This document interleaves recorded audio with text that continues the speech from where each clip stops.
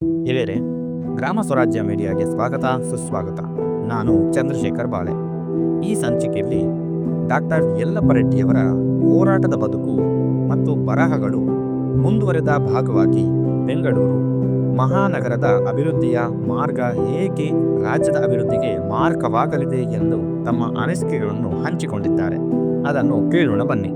ಬೆಂಗಳೂರು ನಗರ ಜನವಾಹನ ದಟ್ಟಣೆಯ ಕಾರಣದಿಂದ ಕಿಕ್ಕಿರಿದು ತುಂಬಿದೆ.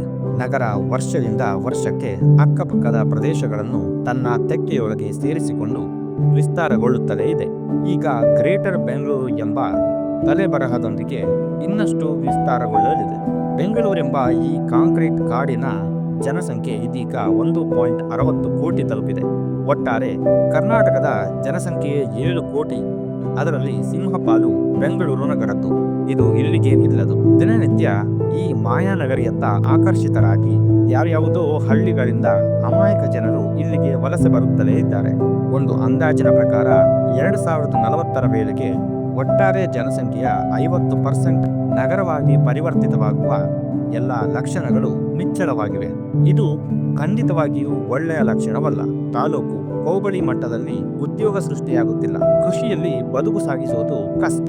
ಆನೆಗಳ ದಾಂಧಲೆ, ಪ್ರಾಣಿಗಳ ಹಾವಳಿ, ಅಕಾಲಿಕ ಮಳೆ, ಬರಗಾಲ ಹೀಗೆ ನಾನಾ ಕಾರಣಗಳು ಹಳ್ಳಿಗರನ್ನು ಬೆಂಗಳೂರಿನತ್ತ ಉದ್ಯೋಗ ಅರಸಿ ಗುಳೆ ಹೋಗುವಂತೆ ಮಾಡುತ್ತವೆ. ನಮ್ಮ ಸರ್ಕಾರಗಳು ಕೂಡ ಸ್ಮಾರ್ಟ್ ಸಿಟಿ ಹೆಸರಿನಲ್ಲಿ ನಗರಗಳ ಅಭಿವೃದ್ಧಿಗೆ ಹೆಚ್ಚಿನ ದುಡ್ಡು ಸುರಿದು ನಗರಗಳ ಬೆಳವಣಿಗೆಗೆ ಹೆಚ್ಚಿನ ಒತ್ತು ಕೊಡುತ್ತಿವೆ. ಸ್ಮಾರ್ಟ್ ಸಿಟಿ ಬೇಕಿಲ್ಲ, ಬೇಕಿರುವುದು ಸ್ಮಾರ್ಟ್ ವಿಲೇಜ್ ಪರಿಕಲ್ಪನೆ. ಹೀಗೆ ಹೆಚ್ಚಿನ ಯೋಜನೆಗಳು, ಉದ್ಯಮಗಳು ನಗರಗಳ ಸರಹದ್ದುಗಳಲ್ಲಿ ನೆಲೆಗೊಂಡು ನಗರ ಬೆಳೆಯುತ್ತಾ ಹೋದಂತೆ ಆಗುವ ಪಾರಿಸಾರಿಕ ಆರ್ಥಿಕ ಪರಿಣಾಮಗಳ ಬಗ್ಗೆ ನೀವೆಲ್ಲ ಗಂಭೀರ ಆಲೋಚನೆ ಮಾಡಬೇಕಿದೆ. ಸರ್ಕಾರ ಈ ನಿಟ್ಟಿನಲ್ಲಿ ಸೂಕ್ತ ಗಮನ ಹರಿಸಬೇಕಿದೆ. ಈ ರೀತಿಯ ನಗರ ಕೇಂದ್ರಿತ ಬೆಳವಣಿಗೆಯ ಕಾರಣದಿಂದ ಗ್ರಾಮೀಣ ಆರ್ಥಿಕತೆ ಸೊರಗಿದೆ. ಹಳ್ಳಿಗಳಲ್ಲಿ ಇಂದು ಜೀವನ ದುರ್ಭರವಾಗಿದೆ. ಕಷ್ಟ, ಸಂಕಷ್ಟ, ಕಂಟಕಗಳು ಒಂದೆರಡಲ್ಲ. ಹಳ್ಳಿಗಳ ಅಂಚಿನಲ್ಲಿರುವ ಕಾಡು ನಾಶವಾಗುತ್ತಲೇ ಸಾಗಿದೆ. ಕಾಡು ಪ್ರಾಣಿಗಳು ಆಹಾರ ಹುಡುಕಿಕೊಂಡು ಹಳ್ಳಿಗಳ ಮೇಲೆ ದಾಳಿ ಮಾಡುತ್ತಲೇ ಇವೆ.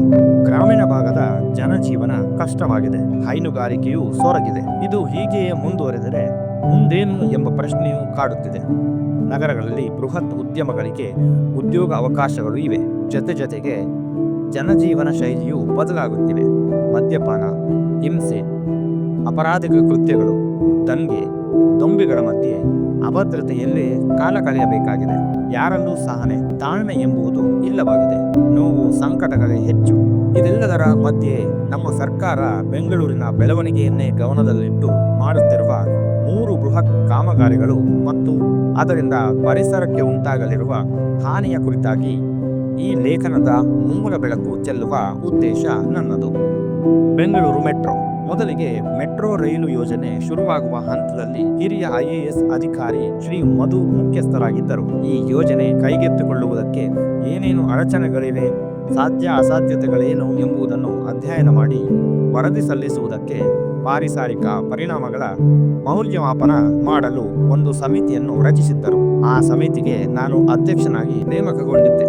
ಬೇರೆ ಬೇರೆ ಕ್ಷೇತ್ರಗಳ ಪರಿಣತರು ಸಮಿತಿಯಲ್ಲಿದ್ದರು. ಯೋಜನೆಯು ಬೆಂಗಳೂರಿನ ಮೆಜೆಸ್ಟಿಕ್ ಪ್ರದೇಶದಲ್ಲಿ ಹಾದು ಹೋಗುವಾಗ ಭೂಗತ ಸುರಂಗಗಳನ್ನು ನಿರ್ಮಿಸುವ ಉದ್ದೇಶವು ಯೋಜನೆಯ ಭಾಗವಾಗಿದೆ. ಇದು ಬಹುಸೂಕ್ಷ್ಮ ವಿಚಾರ. ಇದರ ಕುರಿತಾಗಿ ವಿಶ್ವದ ಅತ್ಯುತ್ತಮ ಜಿಯೋ ಹೈಡ್ರೋ ತಜ್ಞರಾದ IIScಯ ಡಾಕ್ಟರ್ ಮಧುಶೇಖರ್ ಅವರನ್ನು ಸಂಪರ್ಕಿಸಿ ಅವರಿಂದ ವರದಿಯನ್ನು ಪಡೆದು ನಂತರ ಮುಂದುವರಿಯುವುದು ಸೂಕ್ತ ಎಂದು ನಾನು ಅಭಿಪ್ರಾಯಿಸಿದ್ದೆ. ನನ್ನ ಸಲಹೆಯನ್ನು ಸ್ವೀಕರಿಸಿ ಅವರ ತಜ್ಞ ಅಭಿಪ್ರಾಯವನ್ನು ಕೇಳಲಾಯಿತು. ಕೆಲವೇ ತಿಂಗಳುಗಳಲ್ಲಿ ಅವರು 120 ಪುಟಗಳ ವಿಶೇಷ ವರದಿಯನ್ನು ಕೊಟ್ಟರು. ಜೊತೆಗೆ KGFನಲ್ಲಿರುವ ರಾಕ್ ರಿಸರ್ಚ್ ಇನ್ಸ್ಟಿಟ್ಯೂಟ್ ನಿರ್ದೇಶಕರ ಅಭಿಪ್ರಾಯವನ್ನು ಪಡೆಯುವಂತೆ ನಾನು ಸಲಹೆ ಕೊಟ್ಟಿದ್ದೆ.